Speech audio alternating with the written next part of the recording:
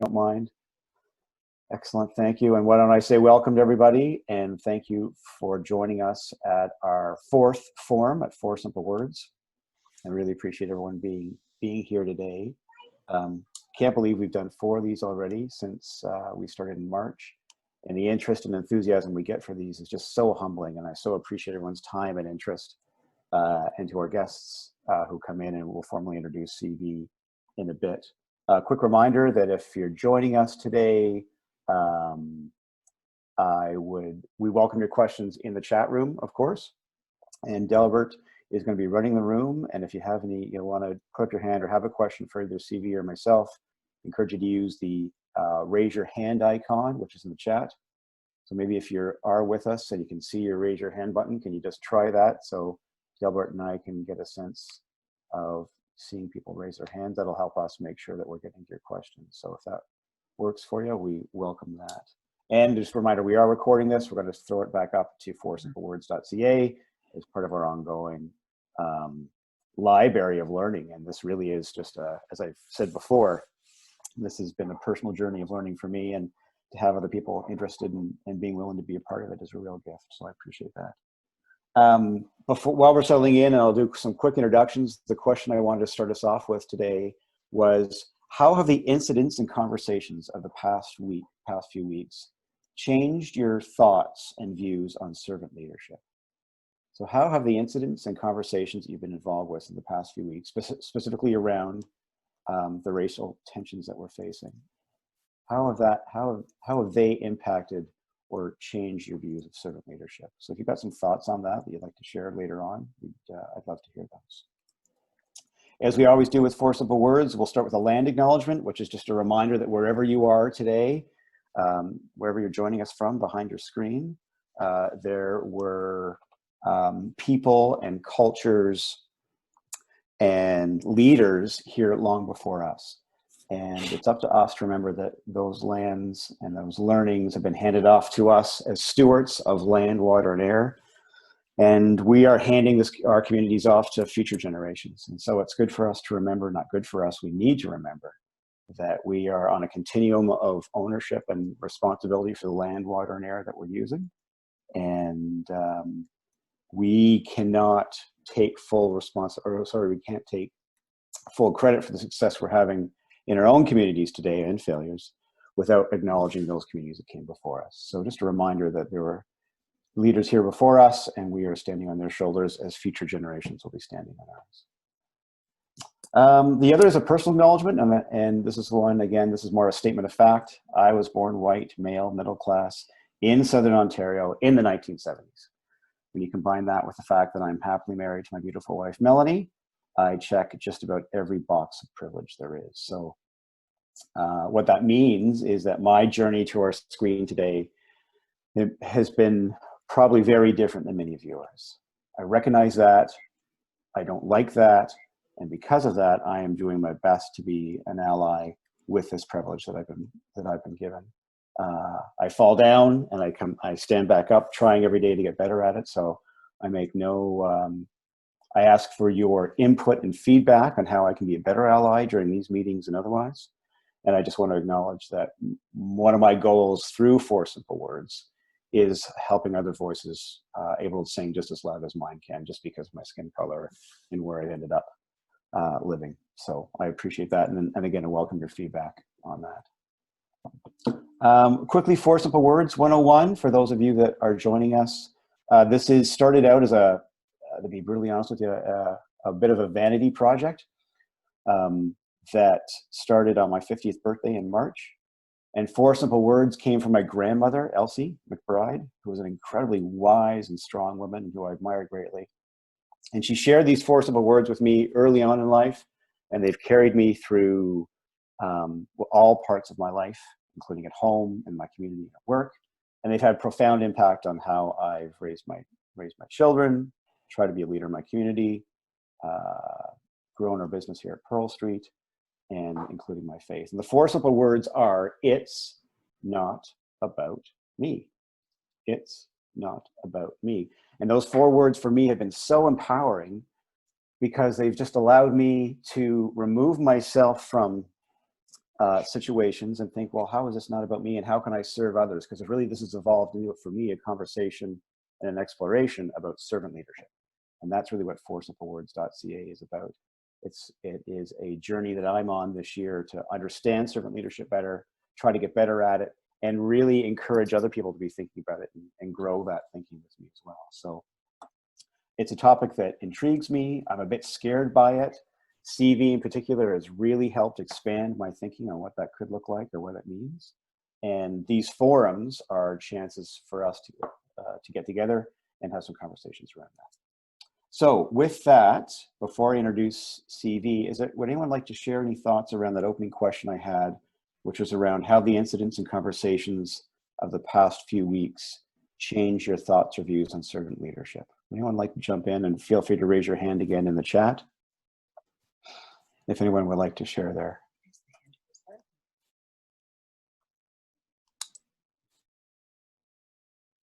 We can always come back to that if there is something you'd like to share. Oh, sorry. I'm trying to unmute Diane.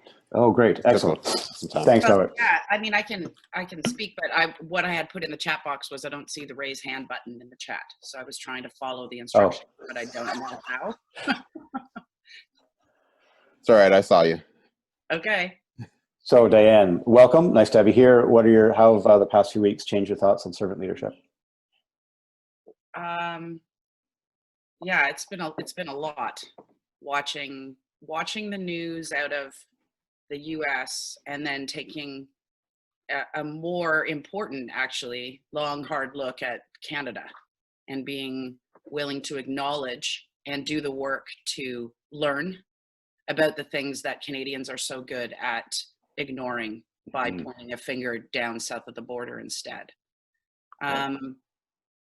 Trying not to be caught up in feeling like a system is so overwhelming that how are you supposed to change anything, even if you manage to acknowledge the challenges that exist in it, is really difficult. So trying to overcome paralysis, trying to overcome anger that doesn't really help anybody or move anything forward. Yeah. And trying to figure out how do you have the best form of respect or compassion for people who are at different points in the journey along the way. Mm-hmm. So getting frustrated over things that I feel like I learned years ago and people are just waking up to. Yeah. And how do you keep conversations open without shutting people down because they're at a different point in their learning? Yeah. So trying to figure out how do you serve a common good through having leadership that involves an enormous amount of patience, as well as a lot of hard self-reflection. Yeah. Excellent. Thanks, Diane. Appreciate that. Well said, as always. Any other comments you'd like to hear or anyone would like to share?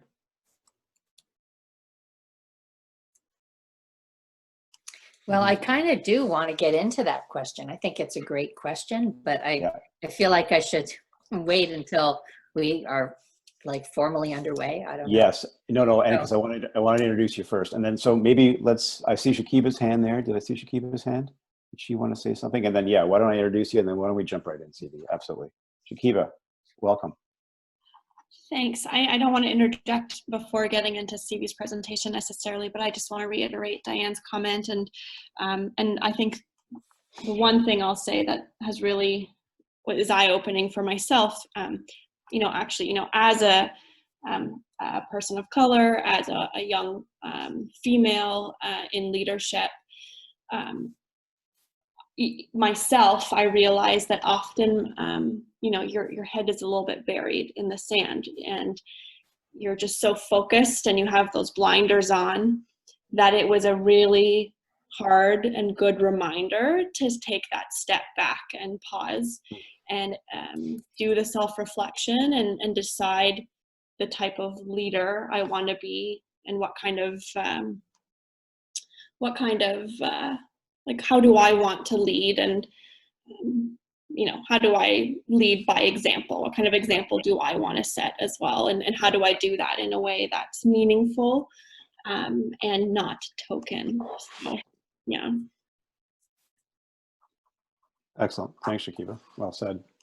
Well, let's jump right in. Let me introduce CV again formally as our guest, and then let's circle right back to this conversation of that we've started here. CV, thanks so much for joining us. For those of you that don't know CV, she and I met in March at a presentation she had in Guelph, which actually was the last public event I was at. I don't know about UCV, but it was like the last time I actually saw people who weren't in a grocery store behind masks. And CV was presenting this concept that she has, which is a feminist business canvas model. And it's a way of thinking about how we build organizations, businesses in particular, with a feminist lens. And I was so intrigued and so taken with CV's smarts and her sharings that I followed up, and we had some conversations. And I'd like to say that we've become friends, and we've had a number of conversations since then. And CV joined us on our forum number 2, where we had this chat about the interaction where servant leadership intersects with this idea of feminism. And CV really pushed my thinking in particular around how those two things overlap and maybe the tensions between them. So we've asked CV to come back and pick up on those conversations. And of course, the timing couldn't be any better. CV is a author. She's a management scholar. She's a consultant and a writer. I'm going to read her bio just a little briefly here. She's co-founder of feministatwork.com, which is a business practice consultancy. She's co-founder of the entrepreneurial feminist forums.com. And she is also co-founder of the Feminist Enterprise Commons community. So if you're thinking about feminism and business, CV is going to show up in your thinking. And here is, I bought her book, soft copy. Oh. There is a copy of her book, which is Feminism, a Key Idea in Business and Society. That's from last year. It's a great read, very insightful.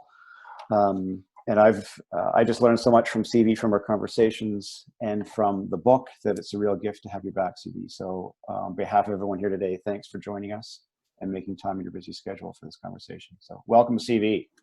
Yay, thank you. Thanks, Kurt. It's actually, I was really looking forward to our conversation this morning, because I'm finding, especially as I kind of float around in my remote work world, so much is going on in my head and in my heart that it really helps to have other people to talk to. Yes. Because there's just too much going on to make sense of on your own right now. Yeah, absolutely. So Diane and Shakiba, just to know, I will have to look away from the camera a lot, and because I had some surgery on my eye and I can't really use it. So I'm like going like this, and it's not that I want to be rude, but it's like, it's just weird. So, and it's better than turning off my screen. Well, so I'll be doing that. But thank you, CV. So should we start? I want to say I'm just really intrigued by this question yes. that you posed about what do we bring to this moment from a perspective of servant leadership or feminist leadership, but just of leadership in general. And the first thing that came to my mind was that I think that when I've been thinking about servant leadership, and in our conversation a few weeks ago, what I was really thinking of was that we were serving other people, and we were thinking about how do we lead with other people and do it in a way that holds them up and moves them forward and doesn't try to center us. Right. And after the latest uprisings and the light that they're shining on a need that we all have to respond to from wherever we are, now I've been thinking about, what does it mean to serve a cause? Yes. What does it mean to serve a movement of people that you are responsible to, but that you may not be of? So what does it mean to lead and serve a movement from a place maybe outside the center? Right. Yes. And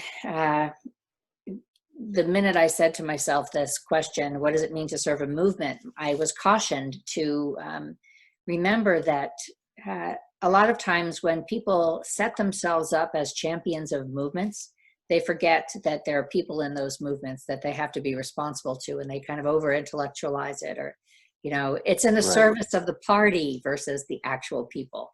But I think there's something different about leading in a way that supports a whole set of ideas and a whole that commits to addressing a whole bunch of challenges. So does it circle back to that conversation that we started in our first forum with this idea of leader versus leading? And I'm wondering if that kind of ties back into that in terms of the ownership piece. Is there a relationship there, do you think? Well, it's sure hard to be a leader of something that you aren't the leader of, something that you aren't seen to be part of.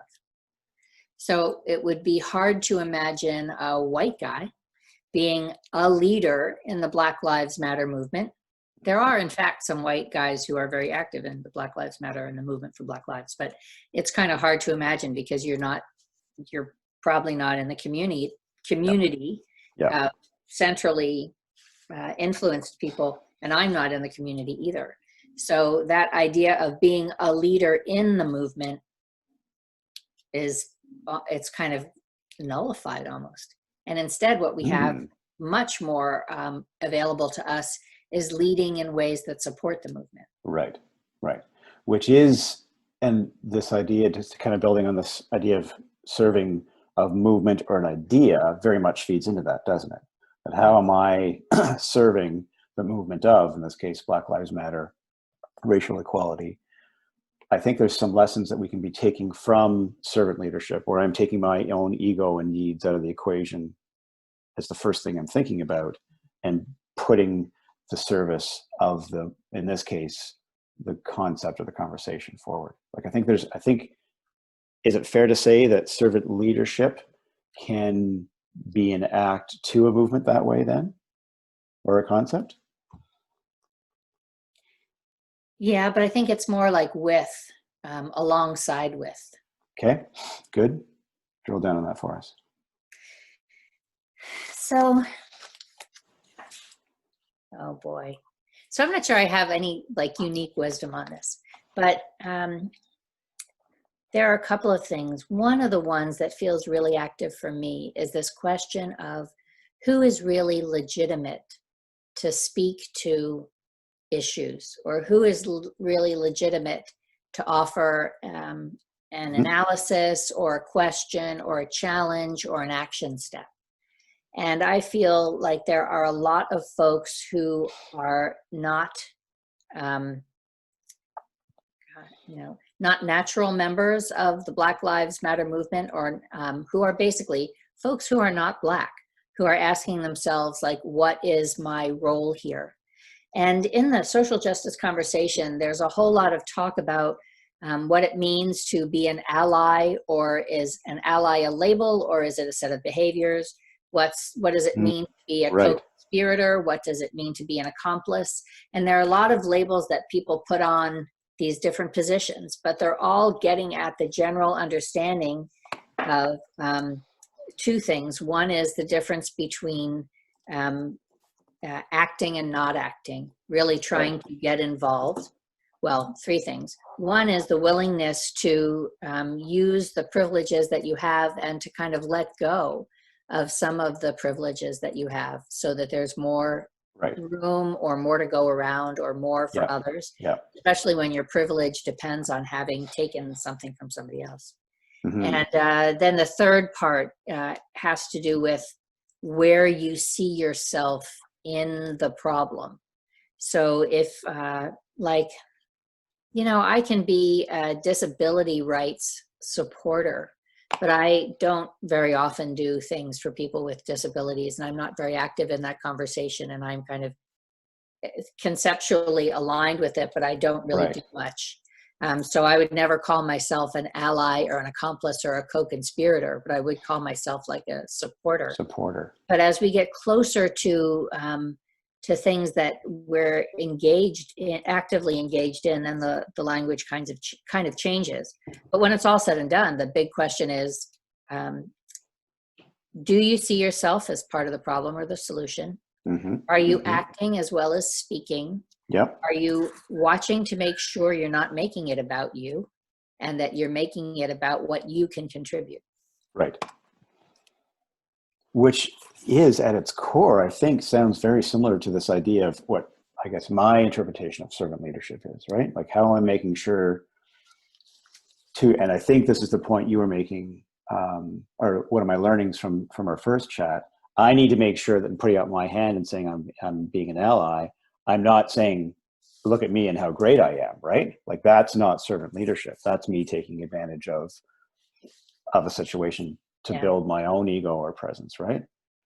I think, and again, I welcome the feedback here, that it's me acknowledging that privilege that I bring to this conversation, and then actively looking for ways to step back and encourage other voices to be active, right? And where was it? Yeah, so that my actions very much are serving. How do I say that? That I hope my actions are serving the greater cause by serving other individuals, and not making it about me, right? As the white guy in the room trying to do his good thing. deed, right? Right. White knighting it. That's right. And white savioring. That's white savior, right? So I think for me, this idea of servant leadership, I think here really could be something that we could be planting maybe, or talking about in the white community, saying, what does that look like? And it isn't about pointing to me how great I am. It is about saying, what are you doing to help other voices sing? Does that align or make sense? Well, it does to me. And then I have to tell you another thing that's really coming up for me, just to be real. So I'm very aware that you and I are having this conversation, and I can tell we're both white people. And I'm having this conversation with Delbert in the room, who I know is a Black man, and Shahiba, who said she is a person of color, but I don't know what kind because I can't see it and I don't know her. But I'm having this kind of feeling like, oh, for goodness sake, it's a bunch of well-intentioned white people talking about what they could do. Meanwhile, people are dying. And I'm like, oh, geez, because that's also true. So not to put our other colleagues on the spot, but just to say, I realize how this can look like a whole lot of, what do I do? What do I do? How do I understand what I do? And the answer is just get out and start doing something. Just getting it. I love that. I love that. And so we do welcome. I apologize to both of you for looking like I'm wallowing in the white privilege of getting a chance to think about how I want to act or understand my action rather than acting on the imperative. Yeah, that's really, and I welcome, if there's comments, again, raise your hand or jump in the chat box. And of course, Delbert, anytime you want to be jumping in, your voice is strong and welcome. And is that part of the process, CV, and again, there's the privilege attached to this, so let me acknowledge that. Trying to figure out how I serve best. I probably need some, and I'm not making, I probably need to figure out what that looks like. I'm going to be having conversations, and Diane's taught me well around making sure I'm not asking other, I'm not asking other people to tell you what to do. That's right, putting that burden on there, right? And at the same time, I think Pearl Street this past week, we've been trying to reach out and say, how do we support those other voices, and intentionally. So having these conversations maybe is, it comes from a place of privilege, and is that to Diane's comment around meeting people where they're at, is this where we start some of those conversations perhaps? So they can't stay here, but I'm wondering about the power of bringing people into the conversation by having them. Well, for one thing, we know for sure is that as white people with whatever platform we have that opportunity at the very least to reach out to other white people that we know and ask them to get involved with us. Like, it's certainly a different dynamic to go to a Black colleague and say, what can I do to help you? Tell me what you want me to do, versus going to another white colleague and saying, what can I do to help you? Do you want to work together with me? Right. Because the power dynamics are different. And oddly enough, I don't feel like it's a burden on my white colleagues to ask them how they want to be helped. I think it's actually a nice invitation to some of them. And I think I would really like it if somebody came to me and said, CV, how do you understand how you want to be challenged now to be a better advocate for anti-racism? Right. That might actually be good for me. Yeah, that's a great way to phrase that. If you've got a question or you'd like to jump in on the conversation, welcome a raised hand or a question in the chat box, and we'll, happy to reflect on that. I'm wondering, CV, if we can build on this conversation, and I think this is one of the things we chatted about earlier, is what is this point in time helping us? How's it helping us learn how to learn? And I think this is one of the concepts that we chatted about in our first meeting as well.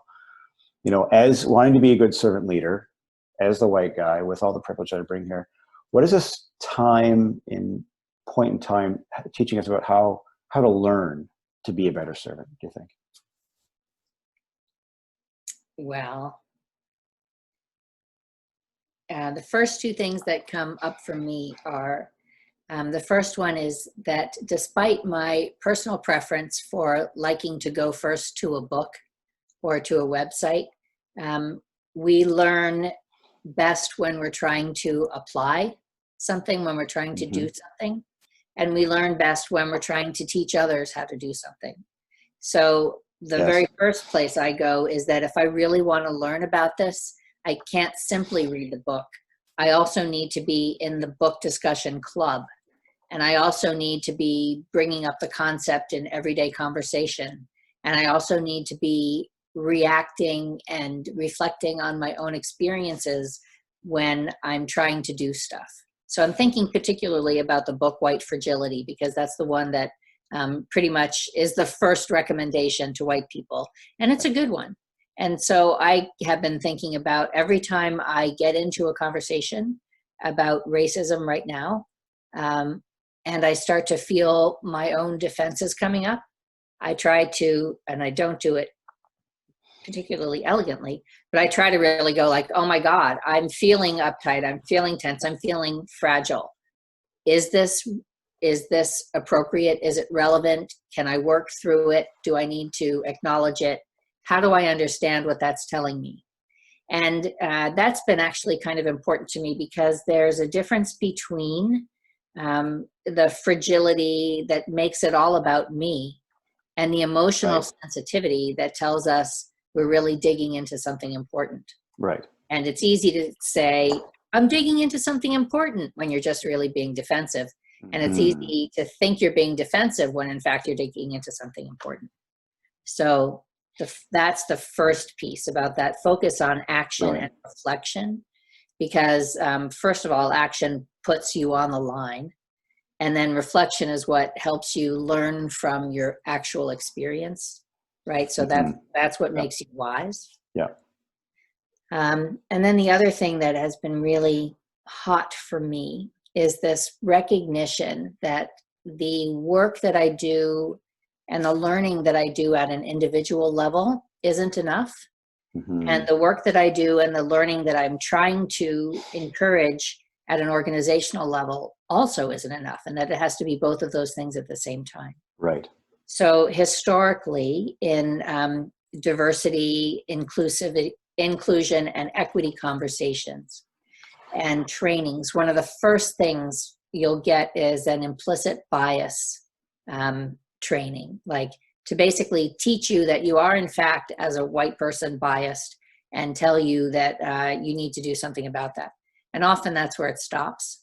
And it has to go much, much further, and also include an analysis, or it has to include us looking at our work groups or our teams or our organizations and investigating the ways in which we've got bias built into our systems. Right. And, the real straightforward way to look at that is, people always talk about looking at how your job descriptions online might be gendered or raced, or about how the way that you sort through people's resumes might be biased. So you might prefer historically white universities and not even pull out of the pile somebody from an historically black college or university, or not pull out from the file someone whose name isn't,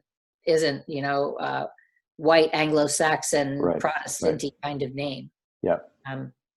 So working at both levels, both at the individual level and at the group or structural level at the same time. Those two things seem really important. But it does make me wonder, like, what are other people feeling about how they're learning right now? I was just going, that's brilliant. I was just going to go there. Would anyone like to jump in around how they're learning? Or we started with a bit of some of the things we have learned. Any comments or reflection on how you're learning over the past few days? Again, welcome some feedback from anyone listening in. Maybe I'll just, I'm happy to jump in. I just didn't want to be the white woman jumping in first. So if Shakiba or Delbert want to talk about how they're learning over the last little bit, then I'm happy to wait. I'm wondering if they're just sitting there, and I don't know you, Shakiba, so I'm sorry, but they may just be saying like, oh no, we've known this for a while. We're waiting for you. Yeah. Sorry, Diane. I'm teasing you and I don't know you, so. Not fine. I'm good. I'm good. I'm just trying to be conscious of, I'm usually the first one to put my hand up and say something, being extroverted, and that there's a whole global pandemic going on that's made me be required to sit still and become a lot more self-reflective than I would normally be. But I'm happy to contribute to the conversation if there isn't anybody that's wanting to say anything right now. So I'll go first, and it's fairly brief. A large part of my learning is having conversations. I'm in a interracial relationship right now, and obviously this has stoked more conversations between us, between me and my in-laws, and I guess my learning is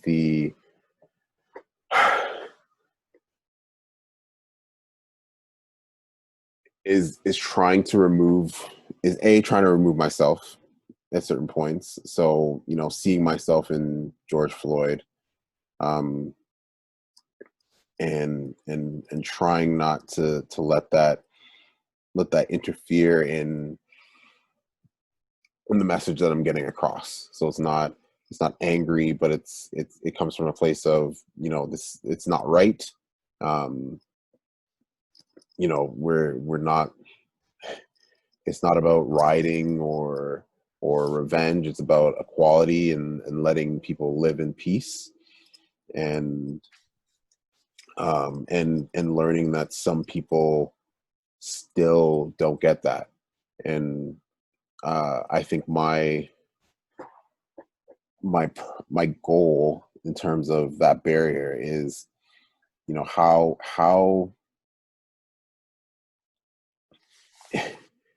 it sounds weird, but how do I empathize with someone that can't empathize with me? So that's kind of been my goal.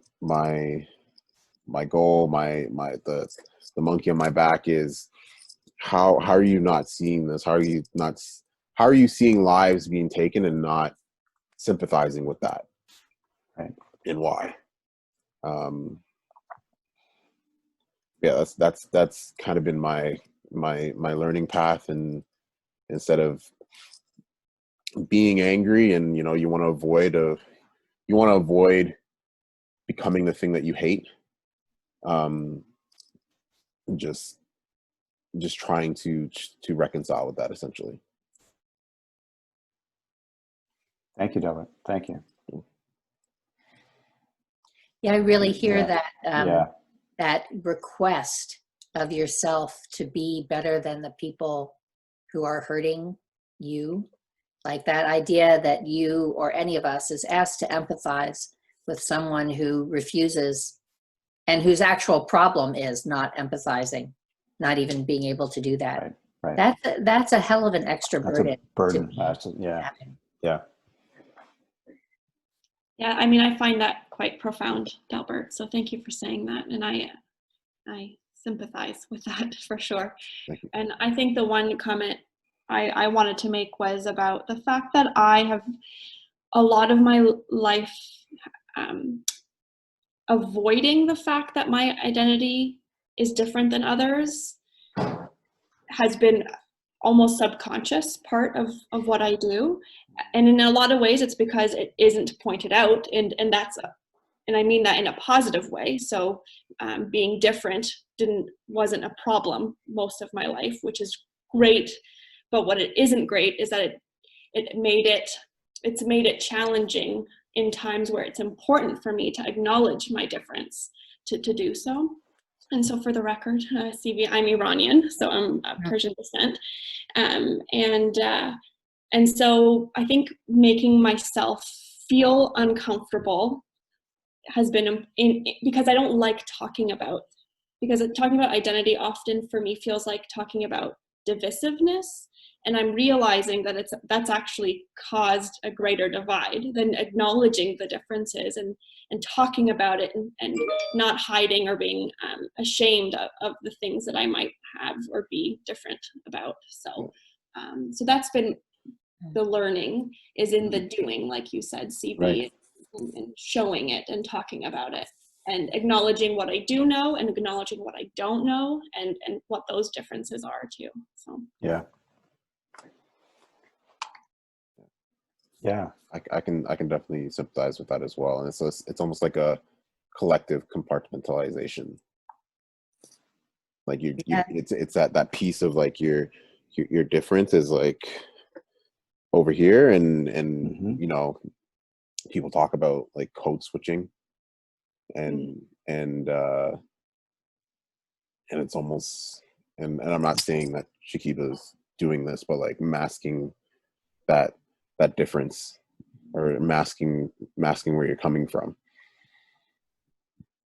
Yeah, it's easier to defend, quote unquote, right? So we do that consciously for sure. Yeah, for sure.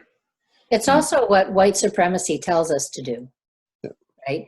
So white supremacy tells us that the system's gonna operate in ways that make your difference, that punish you for having difference, but it's also not going to make it possible for you first to talk about that difference without feeling like you're doing something wrong, and also bring that difference forward into whatever we're doing.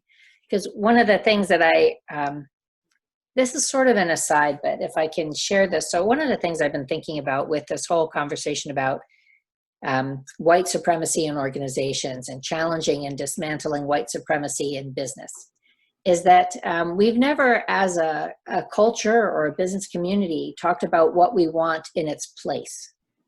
And right now, what we have are organizations that are designed to make everyone who isn't the norm assimilate or accommodate or fit into the norm. So each of us has a different kind of fit or lack of fit with the norm, and we all have to change to kind of fit in, right? And that's where code switching comes from, because you develop the fluency in the dominant language, but you still want to switch back into your native or your indigenous or your home language, because that's your actual culture or who you are. And so we have this conversation about diverse and inclusive organizations, but really when it's all said and done, we're asking people who are different and look different to come into an organization and make themselves fit in and then not be different. And we don't have a prototype or a paradigm of what the alternative is. So like in Canada, you have a nice conversation about being multicultural and having no one culture being in charge. But we haven't really had that conversation in organizations. So we don't know what a multicultural business is beyond a business has lots of different colors and types of people in it. Right. Okay, so I'm gonna say something now. Please, yeah, please, Jane. First of all, Delbert, that's an awful lot for you to have to carry, especially with people who are considered to be part of your family through your relationship. So thank you for sharing that burden. I hope that by sometimes talking about it in some situations that helps alleviate some of it. And Shakiba, it's a great point to realize that sometimes you think that not talking about differences is better, but it's actually pretending that there aren't differences. And it's more important for those conversations to happen, even though they're challenging ones. The original question that we were talking about was how we're learning right now. And as a secondary school teacher, I'm really identifying with this servant leadership piece, because I never really thought about it before.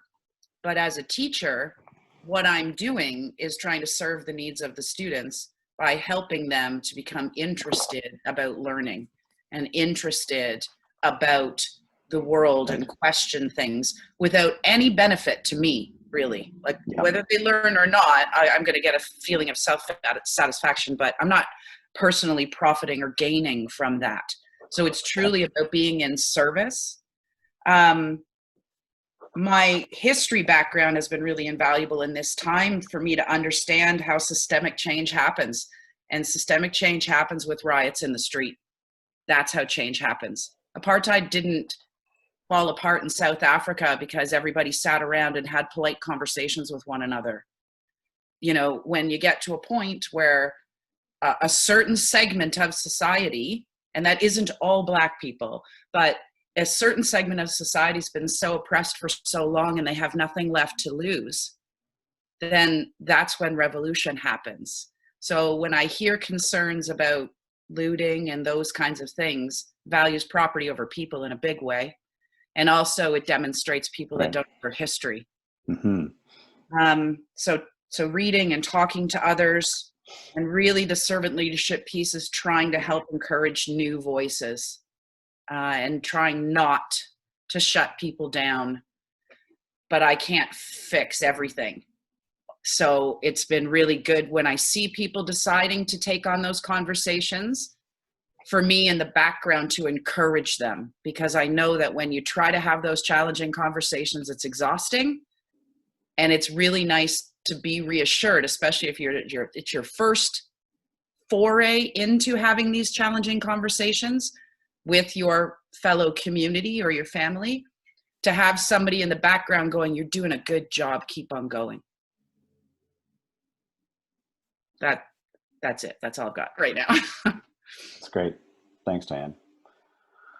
Other reflections. Sorry, I got a few, but I want to hear anyone else. There are a few common themes there that I'm wondering. Any common themes from what everyone shared there that we can reflect on around this idea of learning, or how we're learning? Let me just plant a seed. And, I think I'm hearing this concept of discomfort and being uncomfortable, being comfortable with being uncomfortable. I think there's something. I think I heard that from all the comments, that for its newness or its pressure or whatever it is, there seems to be something here around, as I'm trying to figure out how do I can serve better the movement, the individual, and to CV's point, at an individual and then systemic level, I have to step into that discomfort, I think. And that's, I don't know how other people are feeling. I know this week in particular for me, that's been when I've been thinking, okay, Hammond, this is this is where the rubber hits the road. No, this is not about, just being the nice white guy in the corner, right? This is about really embracing that discomfort and trying to use that in a way to best figure out what that's to serve. I don't know if that resonates with anyone else, but other takeaways or thoughts from what we've heard? Yeah, if I can chime in there for a second. I think that idea of being comfortable with being uncomfortable is really important. And ironically, I don't know why it is white people with the most privilege that seem to carry the most fear about rocking the boat in any kind of way. I just find it absolutely absurd. And I can see it when in particular, and I'm only talking about working with younger people, but encouraging them to say, you don't have to have all the answers to want change. It's okay for me to say that our society is white supremacist, and someone goes, well, how are you going to fix it? Well, I don't know, but I know what I know, and what's happening right now is wrong.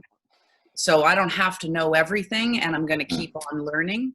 But to be silent until you think you know everything, right, is to make no action or motion at all. And that also, it connects to me as a woman in politics, where women often don't run for office because they feel like they couldn't answer every single question completely.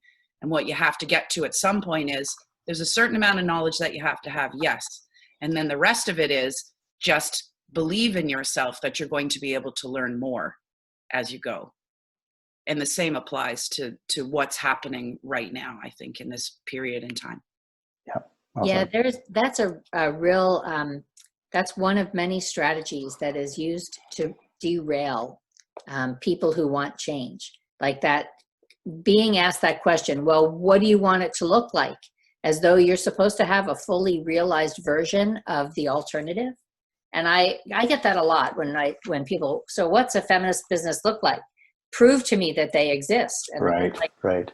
Well, I could do that, but that's not the point. The point is to say, we're going to work together to make it what we are. Like, you don't want to know what I think it is. What we want to know is how we're going to start building it. You know, the phrase, build the bridge as you walk on it, you know, that kind of thing. That it's that thing, and it's not, I don't know why. I think we have to I'm so not articulate. We have to resist that effort that people make to derail the progress by asking for some perfect version or vision of where we're going. Yeah. And then we have to say, no, that's about us working together to do it together, because it has to be all of us doing it together. And I totally am with you, Diane, on I know enough to know the right next step. Yeah. I know enough to know who to work with. We all know enough to know kind of vaguely where we're going. Yeah. And if I may, please. I think, and going back to what Diane was saying earlier, my thesis, if you will, is kind of, I feel like people fear they're being dragged down because they're dragging people, or they're pulling people up, when that's not the case. I think there's a fear of being dragged down in terms of, you know, I can't, and I'm speaking to fragility here. You know, no one wants a breakdown of any sort of pride you have in yourself. You know, everyone wants to be able to be happy and have pride in themselves and have equality. Like, it's not to take something away from you or anyone else. It's that everyone has, and everyone, you know, that everyone can share. Mm-hmm. Deborah, can you, sorry, drill down that being pulled down piece for me? I'm not quite understanding that. Can you help me? Is that on me as the white guy that I'm feeling? Can I'm happy to chime in too. Yeah. I guess just Diane was asking, you know, why people with the most privilege are so fearful of what's going on or any sort of change. And you know, I guess the ask isn't to take away, it's to everyone has. Thank you. Right. That, and you know, going back to what CB was saying, you know, the baseline for, you know, no, we don't have all the answers, but the idea is that the baseline is everyone's on equal footing. Yep. Thank you. Diane, did you want to jump in there? Sorry, Diane. No, it's fine. Yeah, I would agree that there's a defensiveness because you don't want to feel that you were complicit in a system that's been harmful to others. Yeah.